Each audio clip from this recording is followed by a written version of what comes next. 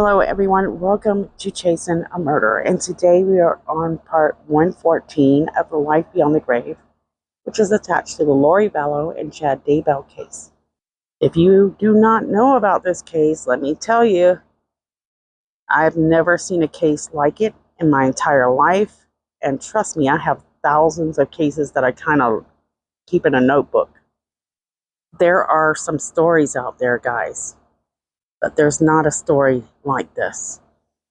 And if you really want to get to know this case, you'll probably want to start back with part 1 of Life Beyond the Grave, but it's a very long series and it goes deep into their background. If you want to get a jump start, I would say start about part 109, 111, something like that. Now, before we get started, I want to say how much I appreciate you guys. I have some of the best YouTube subscribers ever. I appreciate it. I love you guys to death. Just wanted you to know that. So let's go ahead and get started here. So what I wanted to start off with is we are in the summer of 2019, and this is where things really start to get crazy. Lori and Chad have been presenting their beliefs as following their faith, the LDS, which is supposed to be the teachings of God, Jesus, and good. However, after further research into this belief system they claim is of good, I have compared those belief systems and know that this is not of God, but more of Satan.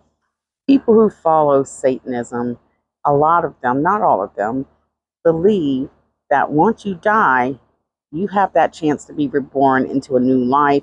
You can start all over. So you can sin as much as you want to, something Lori Vallow truly believes.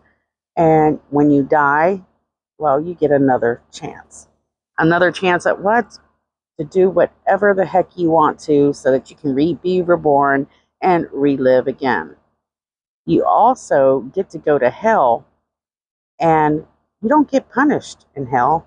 In fact, you will live out your favorite sins 1,000 times more in hell.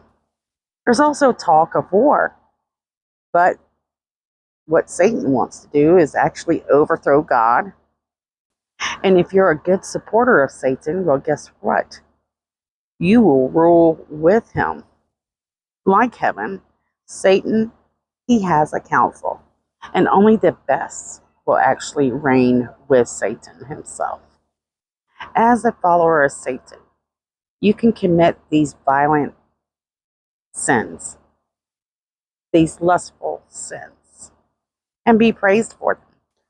For someone who cannot decipher the difference in punishment of being, when you die, going to hell or going to heaven, well, what's the difference? Taking Satan's route is a lot more fun. You're basically doing almost the exact same thing that you would do for God, except the darker side of it. And what do we know best about Lori? Anything she says, anything she believes, anything she follows or says she follows, she does the opposite of. So Lori seems to be representing God.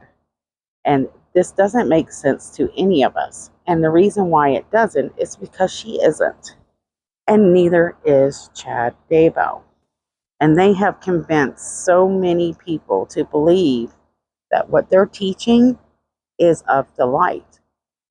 In fact, they will have new people that they bring in and try to teach this idea of what they think is of God's will, and present it in a way that they know for a fact this is what they should be doing. One of those people about to jump into the picture is going to be David Warwick, and we'll talk about that more when we get there.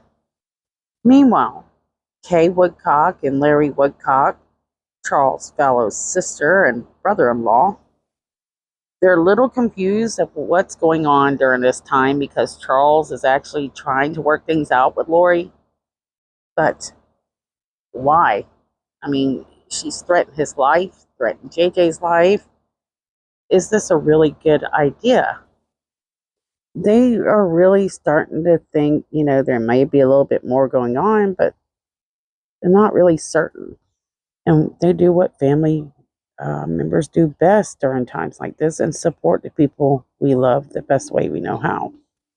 Meanwhile, Zulema actually testified in 2023 at the Lori Vallow trial, giving us a little bit of a glimpse of what she knew that was happening behind the scenes with Hiplos and when Lori moved to Texas. So was there another casting for Charles to remove Hiplos? Yes. At this time, Lori had moved to Texas. So she had moved back with Charles. And she asked us to be on conference calls early in the morning. And again, we would do casting on Charles to cast out Hiplos. Guys, I'm having difficulty playing her testimony out. I really have trouble listening to this. Zulema will say that when they did this casting, it was on conference call, and it would be herself, Lori, Christina, Nicole, Melanie Boudreau, and Melanie Gibb. According to Zulema, Alex Cox did not do these conference calls, but she takes an awful long time to answer. Zulema testified that a lot of these castings just didn't work. It would not get out this very powerful demon, Hiplos. It just wouldn't leave Charles' physical body. No, Lori said that this one was a very powerful demon, and that the reason why Charles had moved to Texas was because there were doctors there that helped these kind of people who possess other people's bodies to stay alive, and helps them to keep the body alive and going. To your knowledge, was Alex aware of this issue with Charles being possessed by an exceptionally strong spirit? Yes, he knew. Okay. So the stories Lori comes up with, the lies, the blatant lies, tells you what kind of character this woman has. So Charles was seeing doctors to help him keep his body alive. Another witness testifies that Lori Vallow needed to get her finances straight. That is why she moves in with Charles in Texas. She said she had, I asked her why she would move back to Texas with him after all the problems they had had. And she said that she needed to be with Charles in Texas for a little while to get her finances straight. And to your knowledge, was Alex aware that Lori needed to get her finances straight? I don't know. Something you must know that's important is Lori Vallow will see dates and numbers as some type of meaning to her. So everything that happens on certain dates is because she wants them to happen on those dates. So as we move into the month of July of 2019, this is one of the most important times in this case. This is where everyone will claim these are some of the last days that they will actually see Tylee and JJ, July and August. So just remember that. So Charles, he's in Texas. He's trying to, supposedly to be safe away from Lori, allows her to come and live with them in Texas. He must know that she's up to something because she's telling all her friends and all her followers, she needs to get her finances straight. Charles tries to talk sense into Lori. He pleads with her to understand she is destroying other people's lives. Then Charles begins to make his own threats to Lori she doesn't take so well. He tells her that her destruction is coming to an end. And I think Charles is starting to feel a little bit more at ease knowing that he has a few people on his side that is going to help him try to get Lori back into her senses. But to Lori, what Charles is doing is interfering with her mission big time. See, he's fighting to destroy her by getting her temple recommend taken away to get a mental evaluation that he believes might snap her out of this nonsense. The truth is Charles knows that Lori's better than she leads people to believe. He believes that she's a good mom, she's a good wife, and a good person. But the love that he has for Lori actually blinds him.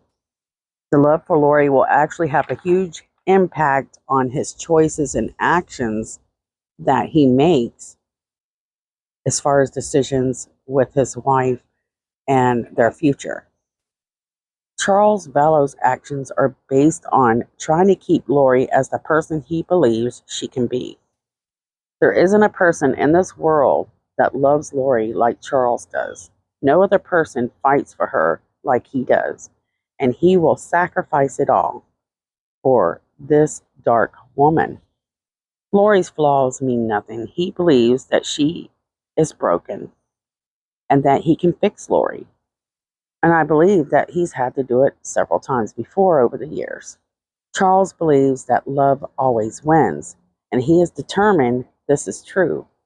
He wants to make it true at any means necessary. And the love that this man has for Lori is his kryptonite. Though Lori has threatened his life and his son's, he refuses to believe that she would ever hurt them. And by this time, Larry and Kay Woodcock began to get a gut feeling that flutters deep inside. And, well, their hands are tied. They're not certain what is real and what isn't. And they have a bad feeling that something's off, but they never could imagine just how bad things are about to get.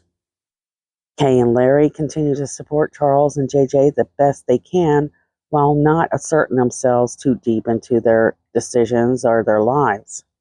And well, Lori would care less about anyone that loves her, who loves her most, and she is deemed basically everyone, including her blood family, enemies, and many will become zombies.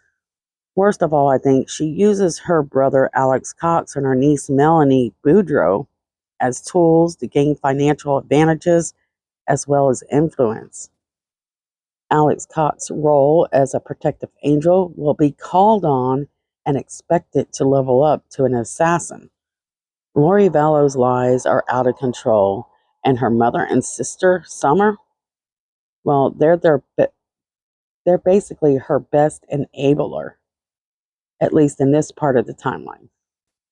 They really do not have an idea or a clue how dark Lori can get and would deny the idea of that. But their lives will forever change starting from July 2019 and on. Things between Charles and Lori progressively get worse, while Charles continues to hang on to a tiny, thin rope of hope. JJ's life has been a mess, and so has Tylee's. It's been a quite unstable, unstructured, unorganized, chaotic life. For an autistic child, this would be horribly terrifying. What we're learning is that JJ's behavior seems to get even worse from here on, especially as we approach mid-July. The behavior is actually a cry for help. His life's upside down. He doesn't understand what's going on. He just knows that something's not right. As far as Lori being a good mother and wife, I've really never seen any proof of that. I just see her trying to follow what is expected of her. Meanwhile, Colby Ryan says, well, we've already heard this, but we'll hear it again, that Lori and Charles are out of money. In regards to the question I just asked, were those conversations with Lori Vallow? Yes. Okay. Then you testified that she would frequently tell you that she and Charles were out of money. Yes. What's important to understand here is Colby Ryan often would receive money through Venmo, mostly, some type of transfer, from Tylee. Did you ever receive money from Tylee Ryan? Yes. Okay. How often would that usually happen?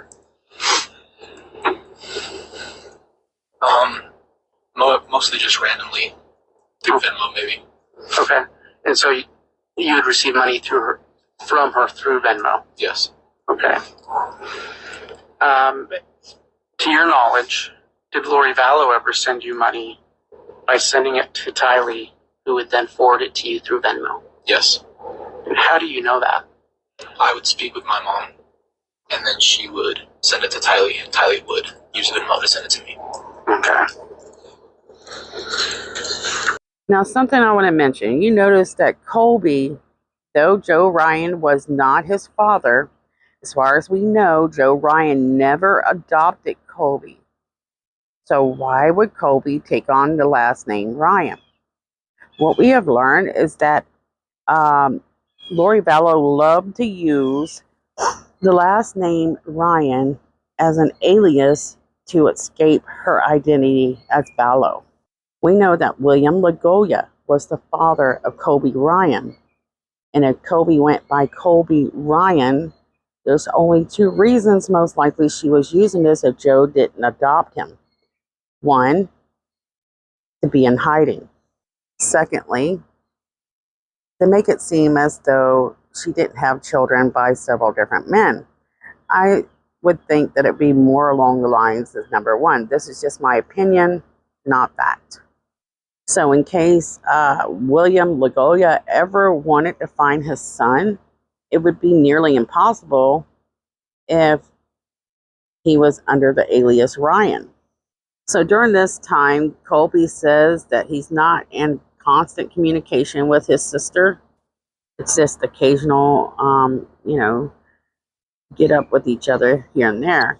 Well, let's jump back about a week or two here, where Kay Woodcock testifies at the summer of 2023.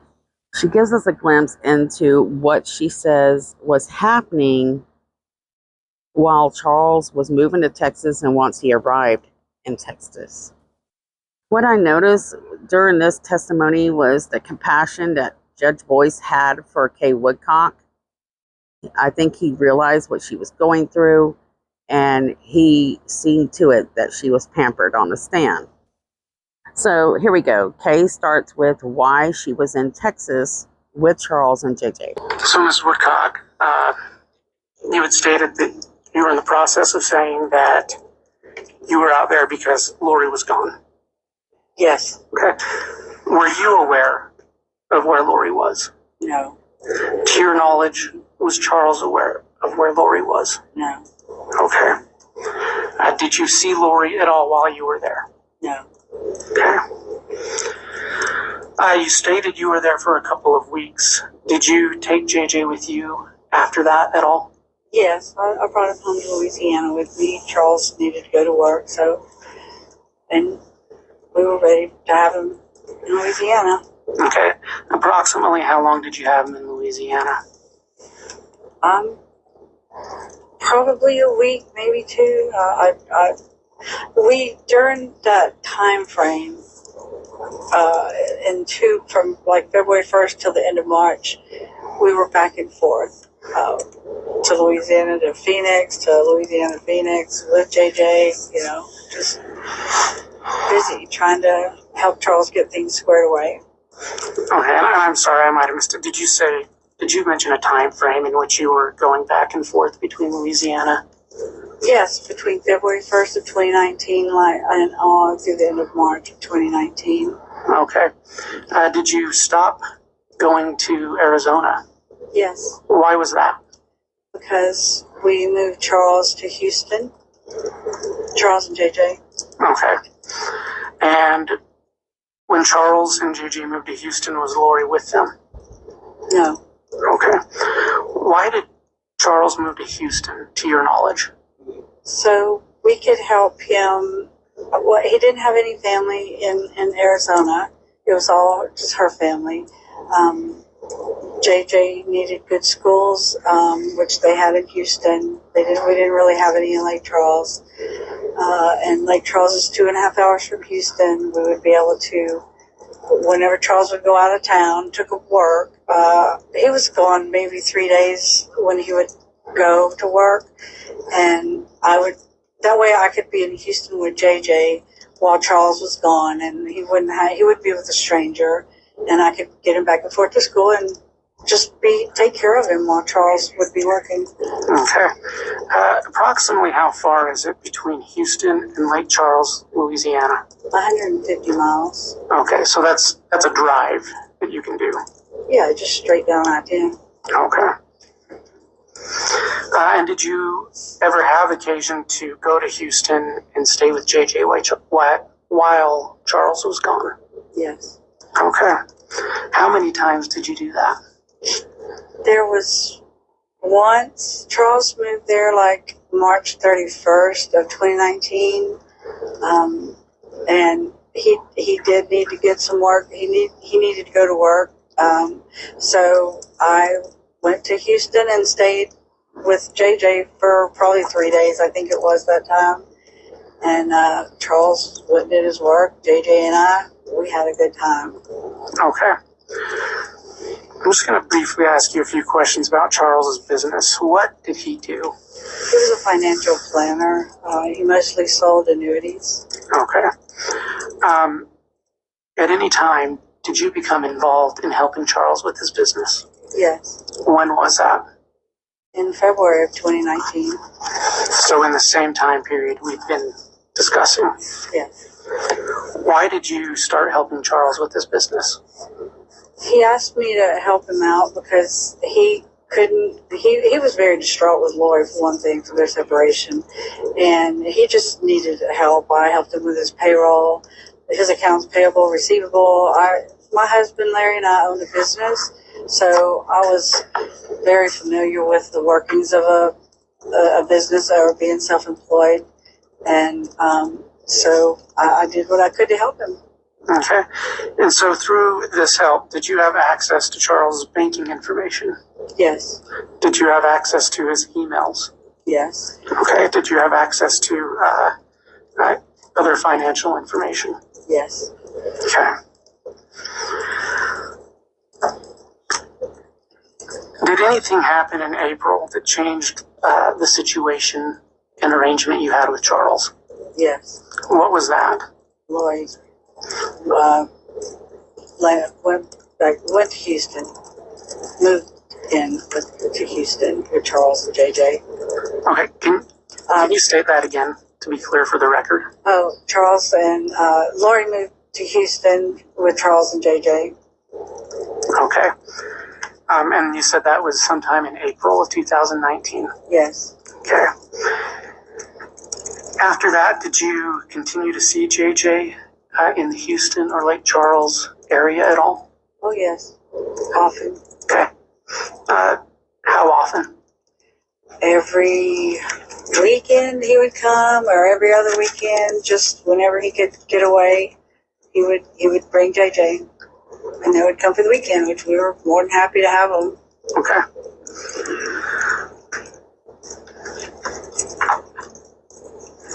Did Lori stay in Houston? Are you aware if Lori stayed in Houston?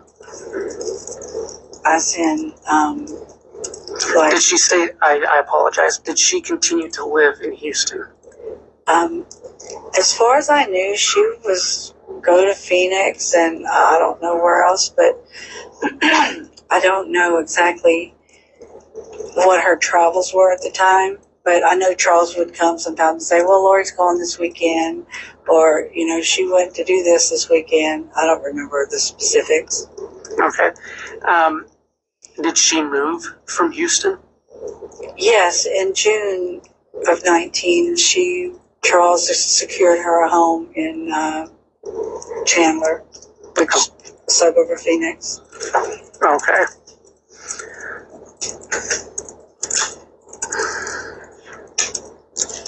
And when Lori moved back to the Phoenix area, where was Charles staying at that time? He wasn't staying there. He still had a home in Houston, but he when he would get a hotel. Okay. At that time, to your knowledge, are you aware if Charles was intending to divorce Lori? Yes. Okay. Do you know if he was ever able to finalize that divorce? No. Okay. To your knowledge, is Charles Vallow alive or deceased? And so we'll catch up on this later. This is where I get very confused on the timeline because it's very as to who was where since the springtime through the summer. I believe that Charles mostly moved to Texas in the end of March, but Kay kind of mentions that it's sometime in April. Regardless, I wanted to play that to help you guys understand why my timeline's so hard to get perfect. So Kay and Larry Woodcock, or especially Kay, is helping Charles out during his dire time in his life. She says that her brother is distraught and he's having trouble getting through this because he truly loves Lori. And now he's having to take on caring for JJ, make the money, try to make up for the money that Lori had taken from the family. Lori, knowing that she basically spent every dime that they had, that they were in a financial situation. She admits it to her son, Colby, and she comes to Texas, convinces Charles, she'll want to work things out, only to take more money. That's a good mom, isn't it, guys?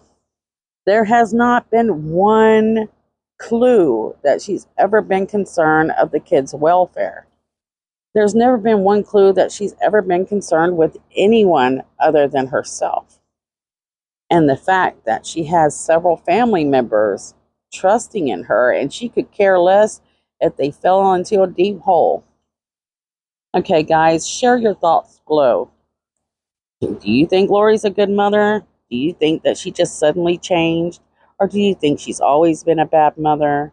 What do you think her true intentions were? Do you think Kay did the right thing helping Charles out? I think Charles was lucky to have Kay and Larry. So let's see. Before we go, don't forget to subscribe, guys. That helps the channel out. And to those of you who subscribe all the time, I appreciate you guys. You do an absolutely fabulous job supporting us here. And I love you guys for that. Don't forget to share your thoughts. And don't forget especially to share the faces of some of the missing girls that we cover on this channel or we support. I do have a thanks button now that you can push underneath the videos where you can donate if you wish. If you think, I do a good job. Love you guys, and I'll see you guys soon.